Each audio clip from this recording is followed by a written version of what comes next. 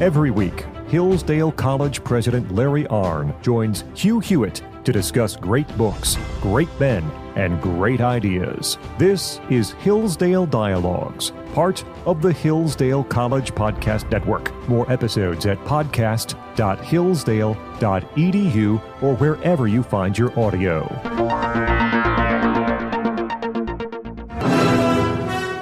Good morning, glory, and evening grace, America. I'm Hugh Hewitt from Studio Beltway. Dr. Mark Moyar is my guest this week on the Hillsdale Dialogue, and I'm very glad to have him because in the last month we went from the 250th anniversary of the Battle of Lexington and Concord to the 80th anniversary of VE Day in Europe, and in between those was the 50th anniversary of the fall of Saigon. And I thought, we jumped over that like a speed bump, and we ought not to. Dr. Moyar is an expert in the Vietnam War. His two books about the Vietnam War are among the most revered. Triumph, Forsaken, the Vietnam War, 1954 to 1965, and Triumph Regained, that's the Vietnam War, 1965 to 1968. Dr. Moyar teaches at Hillsdale, where he held the chair in military history. He's a graduate of Cambridge University, where he got his Ph.D. Dr. Moyar, welcome. It's great to have you on. Hey, great to be with you, Hugh. Did anyone bother to come up and talk to you when the 50th anniversary of the fall of Saigon happened and say, hey, let's go over what really happened here? Well, not from the mainstream media or academia. We at Hillsdale did hold an event to commemorate it, and it's an interesting event because a lot of the left has kind of tried to sweep it under the rug. In fact, some of them basically made the last Vietnam event May of 73 or the May of 23, the 50th anniversary there, because that's when they left. But of course, April 30th, 1975 was a cataclysmic event. But it is telling that a lot of them simply want to ignore it. Yeah, when the 50th came around, before that, I went and found a recently published, allegedly comprehensive one-volume history called Vietnam and an Epic Tragedy. But my brother-in-law, who served there on two tours, immediately tore it apart and said, no, this didn't happen here, this didn't happen there, they got the Ripley story wrong, I don't really know who to trust on Vietnam, Dr. Moyar. I know you are a scholar. You're up to 1968. I hope there's a third volume coming out. Who do you believe has the best one-volume history of Vietnam out there? Not Karnow.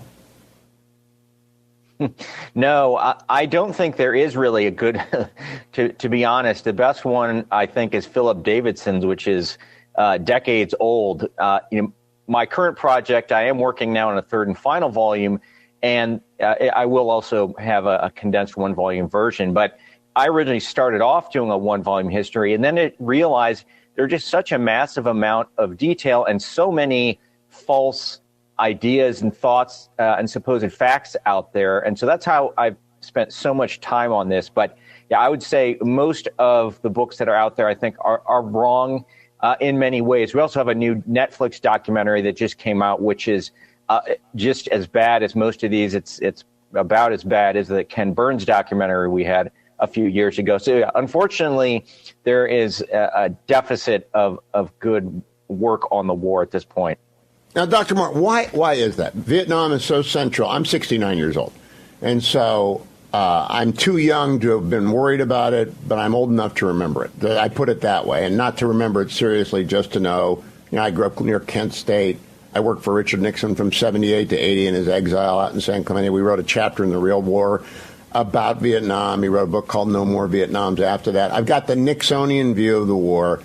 But when he walked into office in 1969, there were 500,000 Americans in South Vietnam, and he had run on closing the war. So I really don't know. Even though I'm one of the better informed laymen out there, why is it such bad history? Because I think it is really bad history.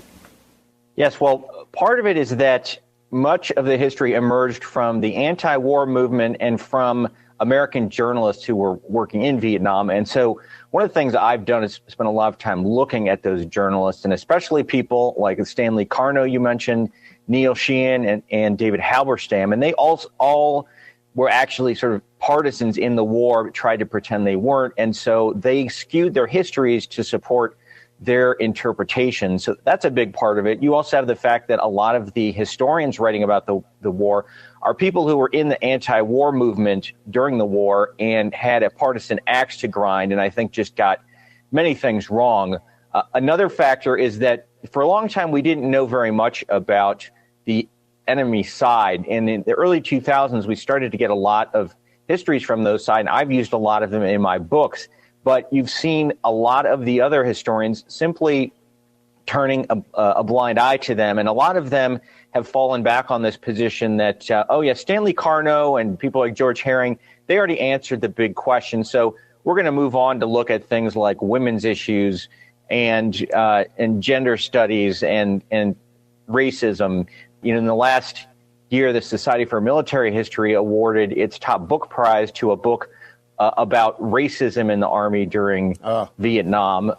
There's another prominent Vietnam historian who wrote a book recently called Pulp Vietnam about toxic masculinity in men's magazines of the Vietnam era. And other people are going off into these niche topics. But on the big questions of the war, I certainly believe, and that was also the theme of our Hillsdale event, that the so-called revisionist view, which is really those responding to this anti-war view, has made great progress. But the left, which controls our universities, most of our universities besides Hillsdale, and journalists and elsewhere are simply wrong but can't bring themselves to look at the new facts. Yeah, Doctor, that resonates with me because before I began that one volume, An Epic Tragedy, I had begun to listen to the Halberstam Best and Brightest. And I realized about a quarter of the way, it's this hagiography of JFK. It's an excuse for why JFK botched the early start of the war, and it was a blame-shifting exercise onto Johnson and onto McNamara. And so I stopped rereading that. But you're right to count them in with Neil Sheehan and Carnot, the Ken Burns documentary. I say this with regret because I like a lot of his work. It was terrible, absolutely terrible. And I just don't know why someone hasn't figured out. Maybe you have, but 3 volumes is a lot to ask of someone. Why did you commit your life to this? I'm really curious, because when you start, the Vietnam War has swallowed a lot of people's lives. How did you decide to commit to this?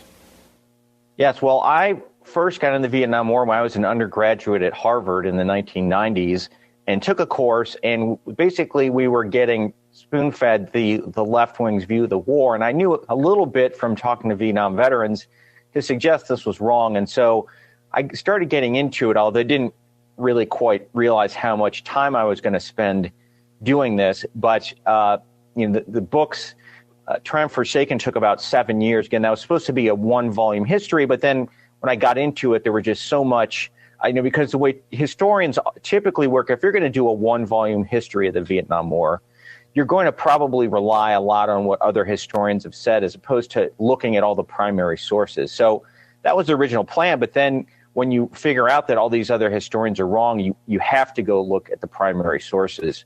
And so that's why it became such a massive undertaking. And it is really, become an epic story. And I do think, veterans and others who read it, who have the time, I think will find it very rewarding because it goes into a great amount of detail, and I think in a way that is very readable, which a lot of our historians today can't write very well. Certainly not the ones in the universities. And I did take some time off. I think we spent time before. Because I took these positions, I became essentially a pariah in academic circles, and so I've had to move around to different places. I spent some time in the Trump administration, as we've talked about, and written some other books in the meantime. But it's really, one of the big problems of our time is that scholars who are anything right of center, and even in the center, will find it very hard to gain employment in most places, which, of course, is another reason why Hillsdale is such a great place, because it will actually offer opportunities to scholars who are going to not find welcome in universities, which, as we know, are 99% is maybe only a slight exaggeration of the extent to which their faculty are left of center. I don't think it's look, we're both Harvard guys. When I was there, you could actually say, and I'm older than you by a lot, but you could actually say A third of the faculty was center-right, Harvey Mansfield, and a bunch of people like that. And now, if they've got two, I'd be surprised in the social sciences. And I don't know about the hard sciences, but if they've got two center-right to conservative historian, political theorists, I'd be really amazed. I'd be amazed. I'd be very amazed. But stay tuned to the Hillsdale Dialogue to find out more. Hillsdale College is a small, Christian, classical liberal arts college that operates independently of government funding, and we want you or your son or daughter to apply. At Hillsdale, students grow in heart and mind by studying timeless truths in a supportive community dedicated to the highest things. Hillsdale College costs significantly less than other nationally ranked private liberal arts colleges and receives regular recognition as a best value, and nearly all students receive financial aid. Our robust core curriculum, vibrant student life, and 8-to-1 student-to-faculty ratio make for an education like no other. For more information or to fill out an application, visit hillsdale.edu/info. That's hillsdale.edu/info.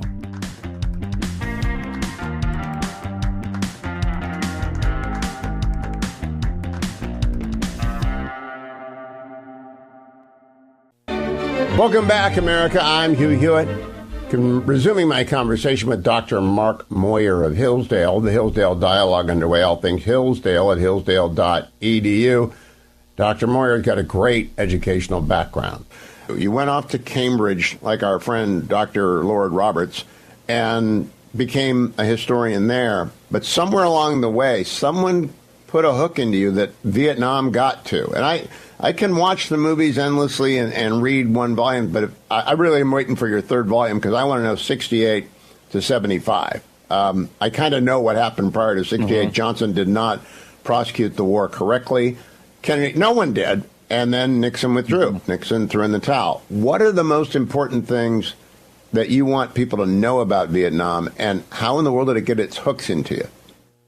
Yes, well, one of the reasons it did is simply because people have gotten it so wrong. And, if you write about the Civil War, I mean, lots of fascinating facts about the Civil War, but there aren't these massive controversies and massive amounts of information that hasn't been discovered. And, for professional historians, you'd like to be able to be a real innovator, and it's easier to do when there's so much open terrain. And also because it's so controversial and such a big part of our national heritage, really. I mean, that, when I was at Harvard, you could clearly see it was being used by the left to advance their political agenda, to denigrate American traditions, to denigrate American power, and of course, is featured subsequently in a lot of our political conversation. So I wanted to do something that had relevance to our national project, because I do have a strong interest in where our country is going forward. And, it's also, I think, historians did such a huge disservice to Vietnam veterans. And that was another big reason I wanted to do this, because the media and the journalists have constantly told Vietnam veterans and their families that this was a worthless cause. There was no reason for us to be there, and we were doing all these terrible things. And I take, fundamentally the opposite view, which was that, in fact, we had a very important reason to be there. It's called the Cold War and international communism. And that, in fact, we did have better opportunities. I think we could have won the war had it not been for especially Lyndon Johnson and Robert McNamara. I'm very glad to hear that. For the benefit of you and the audience, my lens is through mostly my time with Nixon and my brother-in-law, George, who did 2 tours at first as a fresh-faced Marine out of Quantico, having graduated from Annapolis, and then went back in 73 as a Covan, one of the American Marines who volunteered to train the Vietnamization project, and has a great love for the Vietnamese people. But he always tells me it's just crap when he gets sent books about Vietnam, unless they're written by former Marines or soldiers who served. Everything is off, and not a lot off, sometimes a lot off, but they really don't even know how to pronounce the name. Now, I've only been to Vietnam once, Dr. Moyar. I don't know if you've been there a lot or if they opened up the archives for you. I really don't know what the North wants the South to know or for us to understand. Do they help you at all in your detailed research? No, they really are not much of a help at all to scholars. And I've been to Vietnam, but the archives are mostly closed there still. And it is very much a police state, which, a lot of people here, I think, still try to think somehow it's become a more open place. It hasn't. It's still a Stalinist government with free market economics. And they certainly, North Vietnamese, have wanted to control this. The reason we've been able to get some things from their side is that they have published certain things. They have published some of their documents, and they've published a fair amount of military memoirs. And so we've been able to actually get a pretty good amount of information there. The Chinese have also released some things, especially as they had their falling out with the Vietnamese in the 70s and 80s, they put some things out there. There's still a lot we don't know, but as I said, we do actually have some pretty good documents on some of the things that were going on, which, as I said, really support, for the most part, the revisionist viewpoint in terms of this being a war that was a worthy cause and one that could have been won. Well, that's where I mentioned earlier Vietnam, an Epic Tragedy by Max Hastings, British journo. And journalists turn out really first drafts, but he did nail McNamara to the wall as being wrong and Johnson to the wall as being wrong. I'm not sure if he's accurate on Kennedy or the French. I know a lot of it was off on Nixon, and I know the end of the war was off because of my brother-in-law. Do you know that book, Max Hastings, Vietnam, an Epic Tragedy? Is it a 3-star? Yeah. I was disappointed by it as well. And it's not really much better than the others. I mean, in some places, it's a little better in terms of being a bit more critical of the communists, because, a lot of our American authors really, even today, and you can see it in this Netflix documentary that just came out, a lot of them still have this romantic notion of Ho Chi Minh as really being a nationalist. He really wasn't that much of a communist. And, and by the way, the communism really wasn't all that bad. Which one of the things you really got to keep in mind, because so much of what you hear about Vietnam tries to sort of sweep aside the fact that this is a part of an international communist movement that killed 100 million people in the last century. And if you don't consider that, I think it helps lead people to these naive ideas about how the North Vietnamese really weren't that bad. And of course, we know a lot about Ho Chi Minh and how close he was to the Soviets and the Chinese, which, again, people are still trying to ignore. One of the things I like, Dr. Moyar, about the Hastings book, he did not go easy on the Viet Minh or the Viet Cong. They're terrorists. They would just destroy people and burn their villages to the ground and kill people wantonly. And he does indicate that had Johnson just been a little bit more willing to listen to his generals, the war could easily have been won. I say easily, it would have cost lives and blood and sacrifice that were cost anyway. Do you agree with that basic point that Johnson could have won the war had he listened to his generals? The basic point, yes, and I made this point in Triumph Forsaken and also the more recent book. But early on, this starts in 1964 with the Tonkin Gulf incidents. Johnson is worrying about re-election, and he's listening to McNamara and others who are reading academic game theory on conflict resolution. So when there's this small altercation in the Tonkin Gulf, the generals are saying, okay, we got to hit the North hard and show them that we mean business. And McNamara and Rusk and Secretary of State Rusk and others say, no, we're going to just send them a signal. So we just need to have a little bombing here and there. And that will send a signal because that's what the game theorists tell us. So that's what we do. And here's where North Vietnamese revelations are very important. They actually tell us they viewed this as weakness when we had this little pinprick response. And so that encourages them to escalate. It would have helped us to have a lot of people on the ground, but we didn't. It was the Democrats. They don't know how to win a war, much less wage a war. Mark Moyar will be right back with this week's Hillsdale Dialogue. All things Hillsdale at hillsdale.edu. All of our prior dialogues at hughforhillsdale.com. I will have Dr. Arnn back next week, I believe, as we continue. Well, we might update everything Trump next week and then go back to Winston Churchill's early life And then this summer after the cruise, we're plunging into World War II. If we ever get done with My Early Life, it's just such a romping good read. If you haven't picked it up yet, you ought to go and do it. Stay tuned. The Hillsdale Dialogue will be right back. Welcome back, America. I'm Hugh Hewitt. The Hillsdale Dialogue underway. I'm talking with Dr. Mark Moyar about the Vietnam War and the on and again, off again bombing campaign. Dr. Moyar. This question of bombing continues really throughout Johnson's presidency. You have the generals who are, people who have a lot of experience generally with war from Korea and World War II saying, hit them hard, hit them fast. And you have Johnson listening to McNamara, who's saying, no, gradual escalation, we will slowly increase, which, again, sends the wrong message and also gave the North Vietnamese time to build up. And the generals are also encouraging him to go into Laos to cut the Ho Chi Minh Trail, to invade North Vietnam, which in hindsight, both of those would also have been very effective measures. When you get to Nixon, I think had Nixon been president earlier, he would have done those things. But when they come up in his presidency, he sees the time for that has perhaps been passed, although ultimately he will hit them extremely hard in 1972. Well, he ran for office on ending the war. And so to a certain extent, he's frozen into place.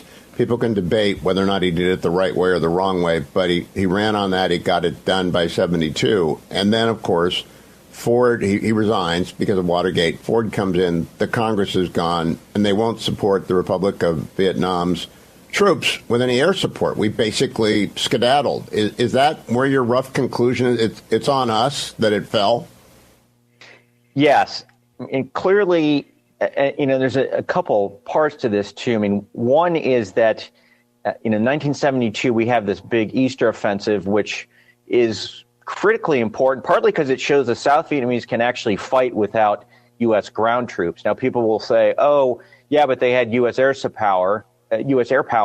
But, when American troops were there, they had U.S. air power. You can't defend South Vietnam with its massive open flank without a lot of air power. And so, we get to these negotiations. And one question I'm still wrestling with in this is exactly the interplay between Nixon and Kissinger. It does seem that Kissinger was a bit more eager to give things away, and especially this question of allowing North Vietnamese troops to stay in after the ceasefire, which the South Vietnamese bitterly opposed.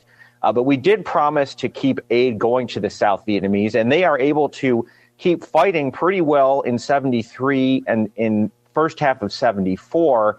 But then Congress, as you say, they cut the aid way back. And it's just not possible to fight that war if you don't have fuel and ammunition. And so the aid cuts, I do think, were hugely detrimental. Of course, there's also an open question of, had it not been for Watergate, could Nixon have gone back and bombed? Because he had promised President Chiu we would do that. Of course, that doesn't happen. But the South Vietnamese, do think remarkably well after the 73 agreement. And certainly the U.S. bears most of the blame for failing to deliver the aid that we'd promised to keep going. Now, Dr. Moyar, I want to go back to the first major error and then the second. First major error is complicity in the assassination of President Diem. Had we not, I'm not sure what the right word, cooperated with the coupists, do you think Diem could have won the war with enough American assistance in the early 60s? Because the first title of your book, Triumph, Lost, or whatever, I can't remember what it is, but the first volume. Forsaken, Triumph Forsaken. Yeah, Triumph Forsaken. Was it because of Diem that we forsook it? Yes, that was the biggest mistake of the entire war, and certainly the first massive error that led to defeat. And here again, you see the journalists were playing a big role, and this is partly why things get so distorted. You have Halberstam and Sheehan and Carnot in 1963 all claiming that we'd be better off with someone other than Diem, and they're listening to some what turn out to be communist sources. They don't realize this, but a lot of this is coming from communist propaganda. And so when the coup happens, and the coup, by the way, is instigated fundamentally by Ambassador Henry Cabot Lodge, who's listening to these journalists, and President Kennedy kind of gets dragged along with it and doesn't really want to support it, but he put Lodge in there, and so it feels hamstrung by that. It's a charitable interpretation of Henry Cabot Lodge. I'll continue with Dr. Moyar after the break. It's no secret that Americans are more divided than ever. And it's not just over what policies will improve our great country. No, it's over whether America is great at all, whether America deserves our love. That's why Imprimis is so important. Imprimis looks at the issues of the day from a constitutional perspective, reminding citizens always of our great heritage of liberty. For more than 50 years, Imprimis has featured speeches from the smartest conservative thinkers and writers at Hillsdale events. These days, Hillsdale publishes people like Molly Hemingway, Andy Puzder, Harmeet Dillon, and Chris Rufo. Over 6.4 million American households and businesses receive Imprimis absolutely free. And I urge you to sign up for it today at no charge. To get your free lifetime subscription, go to hillsdale.edu/lifetime right now. Welcome back, America. I'm Hugh Hewitt. The Hillsdale Dialogue is underway. All Hillsdale Dialogues are collected at hugh4hillsdale.com, HUGHFOR, Hillsdale.com. But everything Hillsdale is at hillsdale.edu, including all of their magnificent video courses.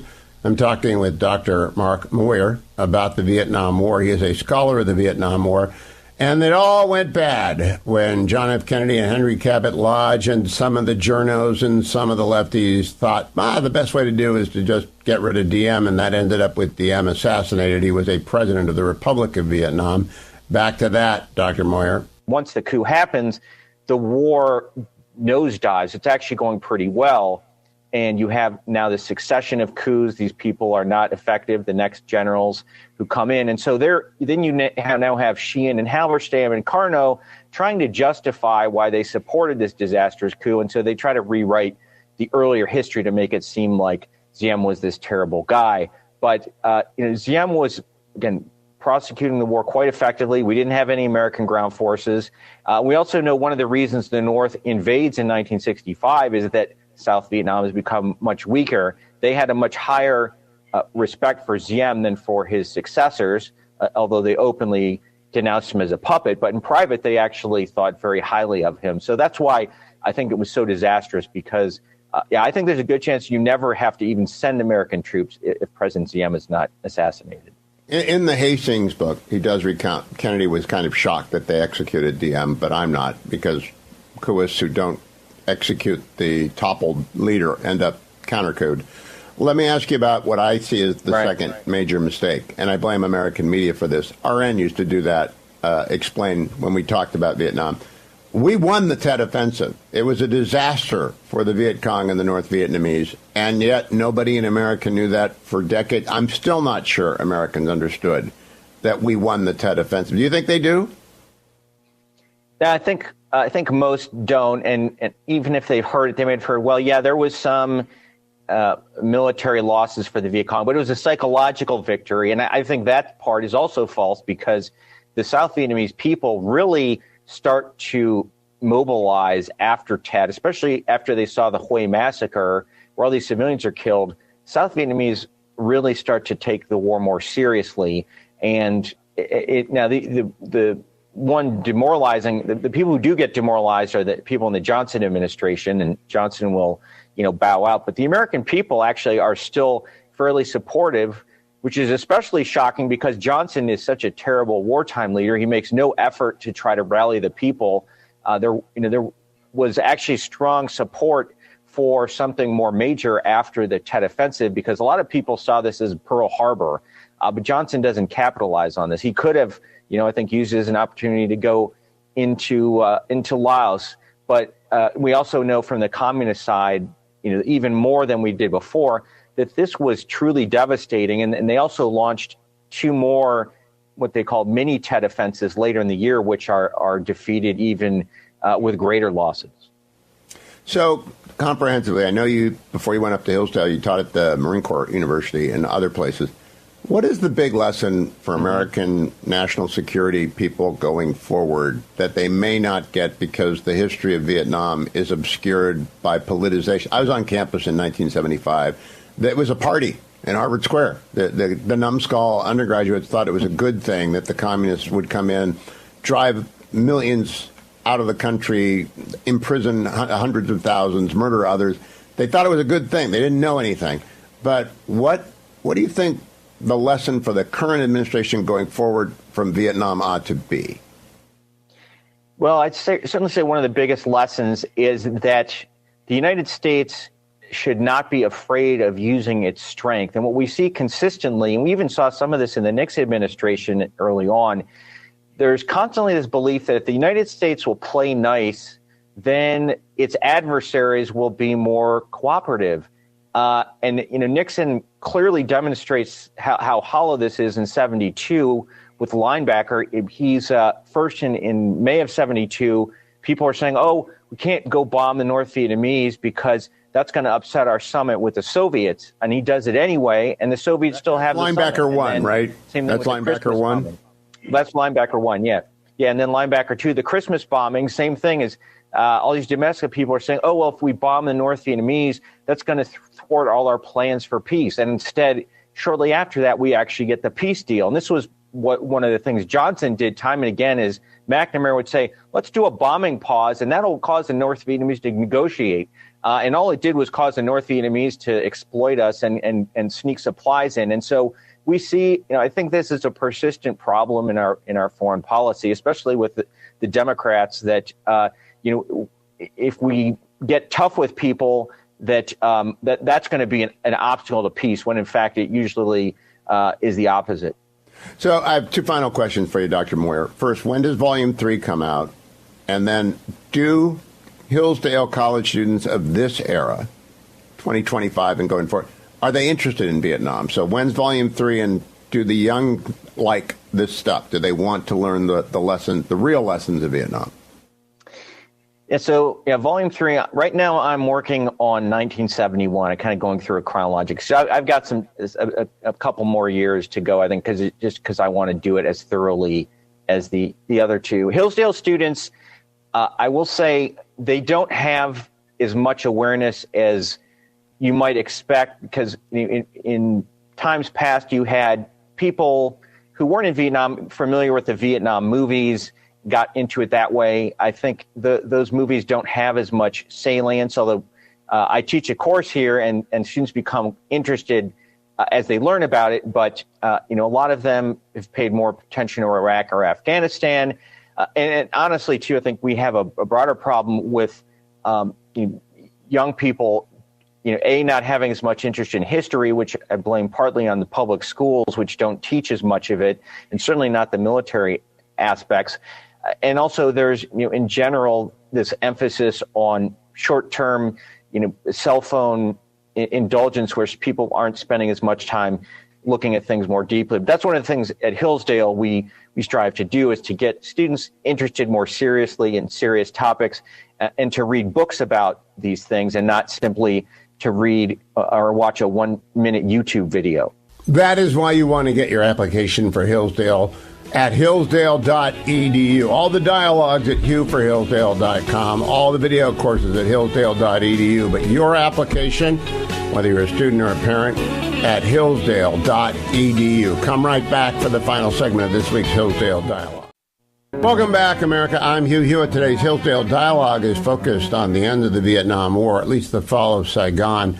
Dr. Mark Moyar has been my guest, and he is the expert. He's written the first 2 of 3 books on Vietnam. A 4th condensed version will follow, and it's really an honor to talk to you, Doctor. You've got to be somewhat excited, though, to be first mover on a comprehensive history of Vietnam, followed by the summary of the comprehensive. Sort of like Martin Gilbert did with Churchill. He finished, 100 volumes. Then he did a 1 volume. And so everyone knew that's the guy. Is that what Dr. Moyar wants? He wants that's the guy? Yes, that is the plan, yes. And so, of course, as you well know, being someone on the right, you're not going to get the fanfare of people on the left doing these sorts of things. But, there are some people who recognize the value of this, and certainly the Vietnam veterans, who again are my most compelling audience, because they certainly have a strong hunger for getting the truth out. I have a very good friend. Name is Richard Botkin, a Marine, now a financial advisor. On his own time, he wrote Ride the Thunder about the 72 Easter offense. Yes, and he went deep into that, and it sold very well because I think people want to know: can we trust the author? Are they bringing baggage with us? And you're young enough that you're not bringing any baggage with you to the Vietnam War. You're bringing a historian's perspective. So I think it'll do very well. And I mean, 3 volumes is a lot unless you're a Vietnam vet. But when you get to 1 volume, I think it will fly off because people are hungry to actually know the story, and they know that they have been told the wrong story. Let's close that. Do you think Americans know they have been told the wrong story for 50 years?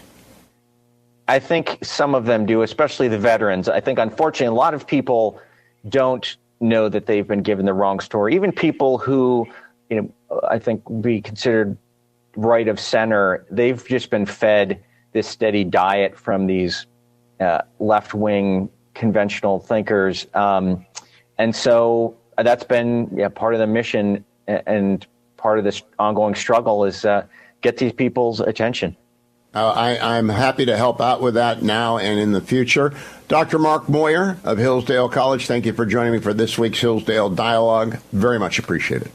I'm really going to look forward to having him back when Volume 3 comes out. Those are the Nixon years. And then when Volume 4, the summary of his first 3 books, come out. A scholar who devotes their life to something like this is really extraordinary in this day and age. And I'm very grateful that Hillsdale finds a home for him, and he finds a home in Hillsdale. And those students there are enriched by having a serious historian there.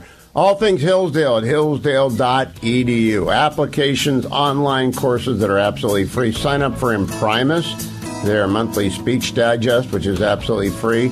And then, of course, all of the Hillsdale Dialogues are collected at hughforhillsdale.com. Thank you, Adam. Thank you, Harley. Thank you, Generalissimo. I'll talk to you on Monday from inside the Beltway on the next Hugh Hewitt Show. Thanks for listening to the Hillsdale Dialogues, part of the Hillsdale College Podcast Network. More episodes at podcast.hillsdale.edu or wherever you find your audio. For more information about Hillsdale College, head to hillsdale.edu.